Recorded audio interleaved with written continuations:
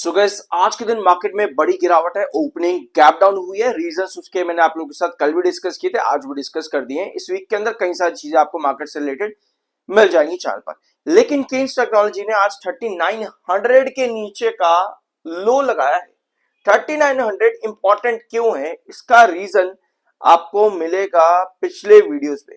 ठीक है, एक बार यहां पर देखना 3560 जो आप देख रहे हो यहाँ पर ब्रेकआउट, ये मार्केट एक्सपर्ट्स के टारगेट है। इसके बारे में हमने पिछले वीडियो में डिस्कस किया था। एमएसीडी सिग्नल जो आप यहाँ पर बेरिश देख रहे हो, उसके बारे में भी मैंने आप लोगों के साथ कई बार बताया है। अभी आज के इस वीडियो में भी इसको देखेंगे कि क्या अब आपका एमएसीडी आया है।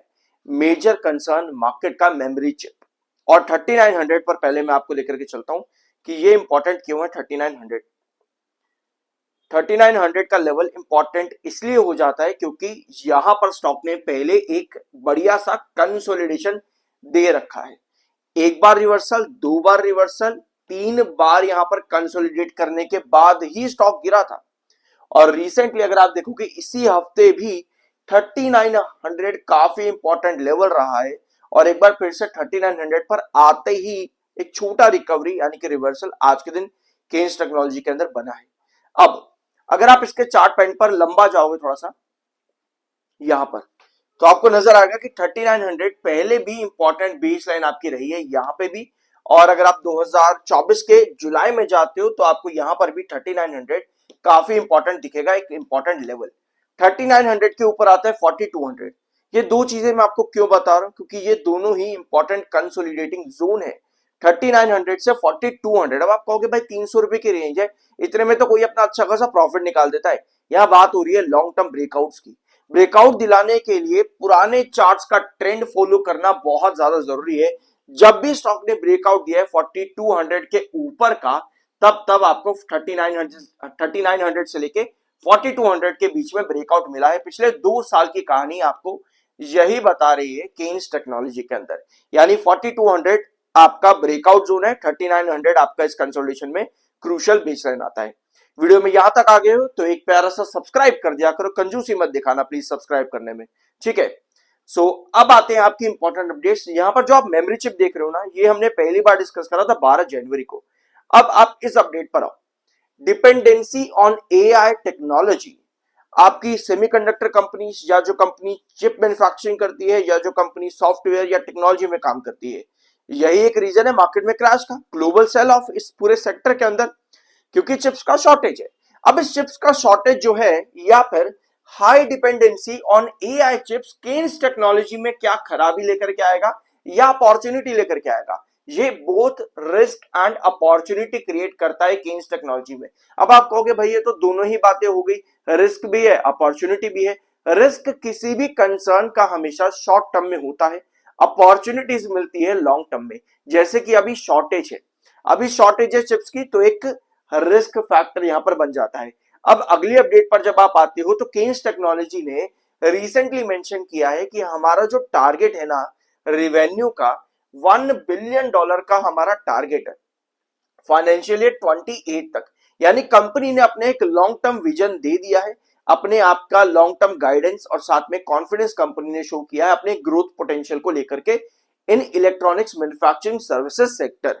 ठीक है, अब जो आपके पास अपडेट है उससे रिलेटेड आप गवर्नमेंट का विजन भी अगर आप देखोगे तो आपको नजर आएगा 26 और 27 में गवर्नमेंट का जो डिसीजन है इंडिया की टेक्नोलॉजी सेक्टर को आपका सेमीकंडक्टर मिशन 2.0 की तरफ लेकर के जाना। ISM 2.0, इसको आप शॉर्ट टर्म में इसका एब्रिविएशन यूज कर सकते हो। फाइनेंशियल ईयर 26 से लेकर के 27 तक का ये टारगेट है सरकार का। 1000 करोड़ तक का प्रोविजनल आपको इसमें इन्वेस्टमेंट देखने को मिल सकता है इस पूरी इंडस्ट्री के अंदर। तो केन्स टेक्नोलॉजी में अभी या फिर अगर हम बात करें पूरे इस सेक्टर की, जो कि आईटी सेक्टर है या फिर टेक्नोलॉजी सेक्टर है, आपको अभी रिस्क नजर आ रहे हैं डेफिनेटली। ठीक है, अभी रिस्क नजर आ रहे हैं, लेकिन लॉन्ग टर्म अपॉर्चुनिटीज कहीं ना कहीं क्रिएट होती है। अब लॉन्ग टर्म की बात होती है इस पूरे अगर हम सेक्टर की बात करें तो लगभग 10 साल 20 साल, लेकिन इतना लंबा टाइम तो एक लॉन्ग टर्म इन्वेस्टर भी नहीं बिता सकता। वो कहेगा कि हम क्या मैं एफडी करके बैठ जाऊं, ऐसा नहीं है। मार्केट में एफडी नाम की चीजें बहुत रिस्क होती है, क्योंकि आप अगर एफडी करने जा रहे हो मार्केट के स्टॉक्स इक्विटीज के अंदर, पता चले आज आप उस एफडी को स्टार्ट करते हो, 5 साल तक लगे रहते हो और 10 साल बाद जाकर के पता चलता है कि भैया जहां से आपने शुरुआत करी थी आप उसके भी नीचे हो। तो अगर मार्केट में आप एफडी करने के लिए जा रहे हो एज अ 10 साल 20 साल इन्वेस्टर, तो आपको बहुत सारे रिस्क फैक्टर को देखना पड़ता है। यहां बात हो रही है लॉन्ग टर्म के अंदर 10-20 साल की, लेकिन जो विजन है शॉर्ट टर्म में रिस्क दिखाता है। बिल्कुल ये चीज अभी आपको समझनी पड़ेगी।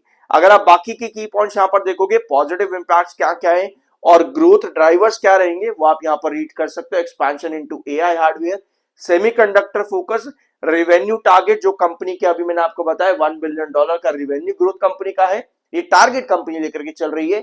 स्ट्रॉन्ग ऑर्डर बुक और रिस्क पोटेंशियल भी आप यहां पर चेकआउट कर सकते हो। ठीक है, अब आते हैं आपके मार्केट एक्सपर्ट्स पर। मार्केट एक्सपर्ट्स का टारगेट बहुत बुलिश है केन्स टेक्नोलॉजी को लेकर के। मोतीलाल ओसवाल ने 6 फरवरी को 5000 का टारगेट दे दिया था भाई, 5000 का टारगेट। प्रभुदास लीलाधर ने भी 5502 का टारगेट दे दिया। और इसी तरह से मार्केट एक्सपर्ट्स और ब्रोकरेज हाउसेस आपको यहां पर बुलिश देखने को मिलेंगे। 5624 तक के टारगेट्स भी मार्केट एक्सपर्ट्स के यहां पर है, और बल्कि 6000 तक के भी है। अब मार्केट एक्सपर्ट्स के इन सभी टारगेट्स के पीछे कोई ना कोई रीजन होता है। जैसे कि मोतीलाल ओसवाल का जो टारगेट है कंपनी में 5000 का, इसके पीछे रीजन है। रीजन क्या है? कंपनी का रेवेन्यू, कंपनी का एबिडा, एडजस्टेड एबिडा, कंपनी का पैट और कैगर किस तरह से ग्रो करेगा फाइनेंशियल ईयर 25 से लेकर के 28 तक। ये पूरी रिपोर्ट मोतीलाल ओसवाल ने आप लोगों के सामने रख दी अपने टारगेट्स को देखते हुए कि कंपनी में 5000 का टारगेट रहेगा अगर कंपनी इस तरह से फाइनेंशियल ईयर 28 में इतना ग्रोथ लेकर के जाती है तो।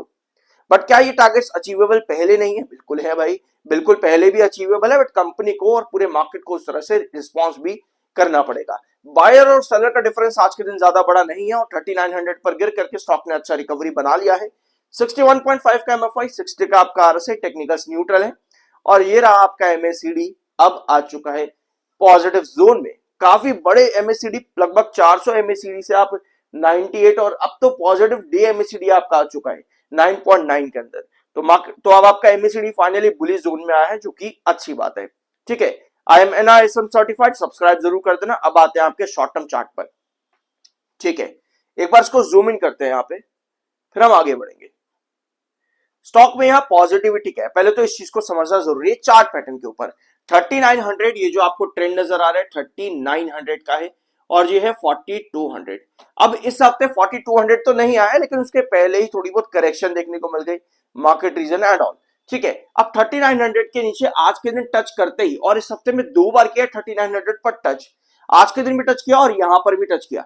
2 बार टच करने के बाद स्टॉक में रिकवरी बनी है। इस बार भी हमको यही चीज चाहिए, 3900 को हम एक्सेप्ट नहीं कर सकते कि ये गिर जाए, क्योंकि अगर 3900 गिरता है इसका मतलब क्लियर होता है कि पहले हमारा मिड बेस है अराउंड 3640 पे, 3640 पे मिड बेस हमारा है, और फिर हम क्रूशियल बेस 3300 पर, जहां से हमें ये ब्रेकआउट मिले हैं, वापस वापस वापस वहां पर आ सकते हैं।